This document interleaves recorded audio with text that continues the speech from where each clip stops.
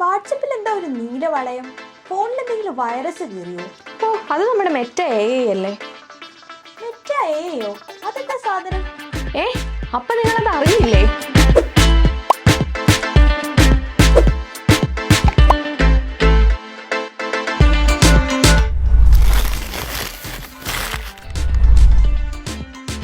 കഴിഞ്ഞ കുറച്ച് ദിവസങ്ങളിലായി നമ്മുടെയൊക്കെ വാട്സപ്പ്, ഫേസ്ബുക്ക്, ഇൻസ്റ്റഗ്രാം, മെസ്സഞ്ചർ തുടങ്ങിയ സോഷ്യൽ മീഡിയ പ്ലാറ്റ്ഫോമുകളിൽ ഒരു നീല വളയം പ്രത്യക്ഷപ്പെട്ടിട്ടുണ്ടാവും. മെറ്റ AI ഇന്ത്യൻ ഉപഭോക്താക്കളിലേക്ക് എത്തിക്കുന്നതാണിത്. മെറ്റ പ്ലാറ്റ്ഫോമുകളുടെ പുതിയ ലാർജ് ലാംഗ്വേജ് മോഡലായ ലാമ 3 അടിസ്ഥാനമാക്കിയുള്ളതാണ് ഈ ഫീച്ചർ. ഇനി മുതൽ വാട്സപ്പിൽ എന്ത് ചെയ്യണമെങ്കിലും മെറ്റ AI വഴി ഒരു നിർദ്ദേശം നൽകിയാൽ മാത്രം മതി.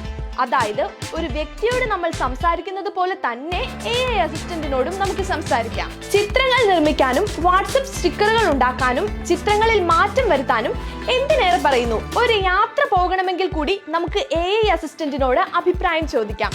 തുടക്കത്തിൽ ഇംഗ്ലീഷ് ഭാഷയിലായിരിക്കും മെറ്റ AI നമുക്ക് ലഭ്യമാവുക.